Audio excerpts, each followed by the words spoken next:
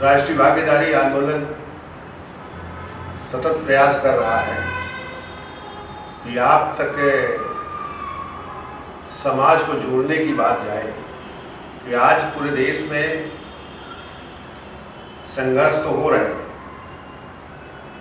लेकिन जो सरकार है, जिस सरकार को बनाया गया है, वो सरकार उस अपनी हटवालता से बाहर नहीं जा रही है और नए नए समस्या पैदा कर रही है। अभी कल के न्यूज में था कि माननीय प्रधानमंत्री जी ये कह रहे हैं कि निजीकरण आत्मनिर्भर अगर होना है तो इसका सम्मान करना चाहिए। इसका मतलब है इस देश को फिर से पूंजीपतियों के हवाले करना चाहते हैं। निजीकरण के तहत इस देश को चलाना चाहते हैं, जहां निजीकरण का सीधा अर्थ है कि सभी की स्वतंत्रता को आहत करना। आज पूंजीपति और माफिया मिलकर इस देश को चलाएंगे तो इस देश में फिर से मानव की स्वतंत्रता खत्म हो जाएगी, उसका लोकतंत्र एक जज्बाती रह जाएगा। आज केवल संविधान रहेगा, लेकिन उसका स्वरूप लोगों की गुलामी के लिए हो जाएगा।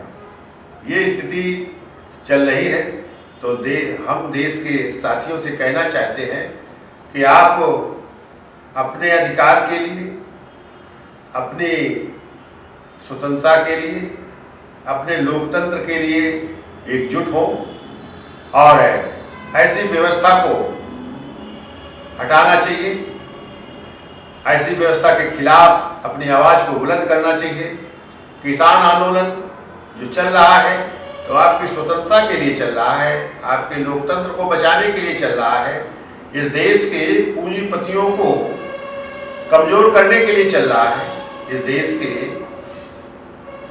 जो बड़े माफिया हैं उनको कमजोर करने के लिए चल रहा है। क्योंकि जब देश में लोकतंत्र सही होगा तो इस देश में सत्ता में चुने जाने वाले लोग, सत्ता में पहुंचने वाले लोग सही या अच्छे लोग आएंगे जो देश के लोगों की भलाई के लिए काम करेंगे, देश की मजबूती के लिए काम करेंगे।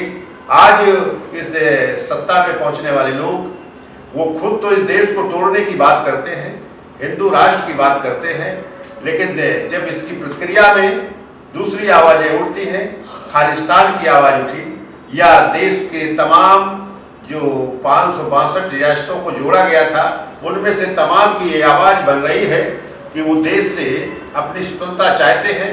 क्योंकि जब हिंदू राष्ट्र को चाहने वाले लोग इस तरह से बात करने लगे हैं, जब ये सभी धाराओं को जोड़कर ये भारत देश का नाम दिया गया है, तो इस भारत में सभी देश समाहित हैं, तो उसमें अलग से हिंदू राष्ट्र की कल्पना करना ये देश को तोड़ने की साजिश है। इसलिए आपको समझना होगा, इस देश के लोगों को समझना होगा कि हमें देश को मजबूत बनाना है।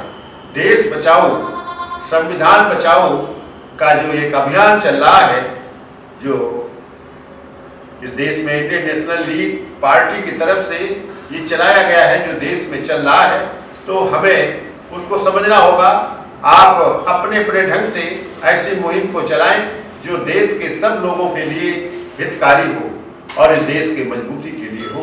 तभी यह देश सही रूप से चल सकता है, तभी इस देश को बचाया जा सकता है, तभी इस देश के जो लोकतंत्र है उसको बचाया जा सकता है, देश के संविधान को बचाया जा सकता है।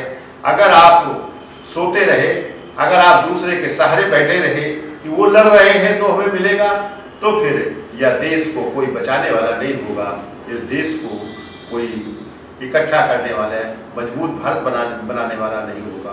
तो साथियों, आपको समझना होगा राष्ट्रीय भागीदारी का ये आंदोलन आपकी एकता और अखंडता के लिए है।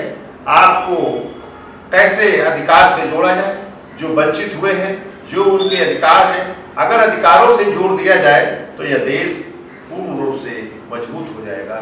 क्योंकि लोग काम से अगर अपना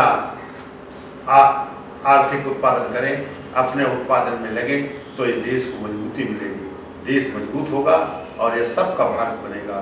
तो सभी खुशहाल होंगे, देश के लोग सभी खुशहाल होंगे और देश हमारा मजबूत होगा।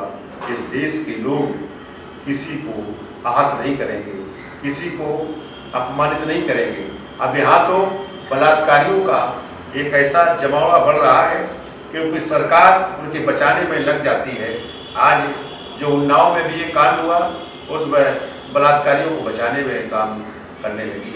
इसी तरह हाथरस वाले केस में इस तरह से तमाम ऐसी घटनाएं हैं जो सरकार खुद बचाने का काम करती है, उन अपराधियों को बचाने का काम करती है।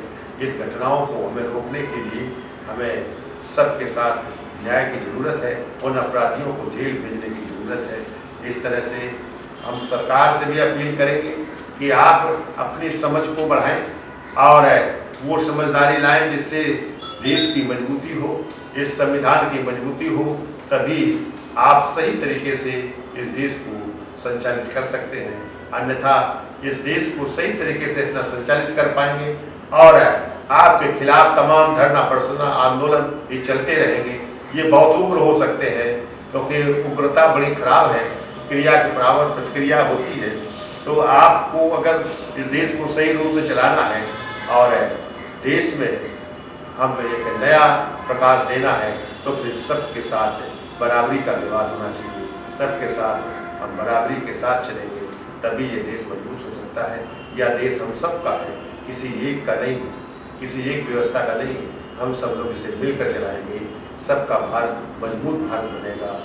हाँ साथियों, इसे आपको राष्ट्रीय भागीदारी आंदोलन के साथ खड़े हो, राष्ट्रीय भागीदारी आंदोलन के साथ खड़े होगे, किसी भी पार्टी में हो, किसी भी संगठन में हो, राष्ट्रीय भागीदारी के साथ आओ और यह देश को फिर से मजबूत करो।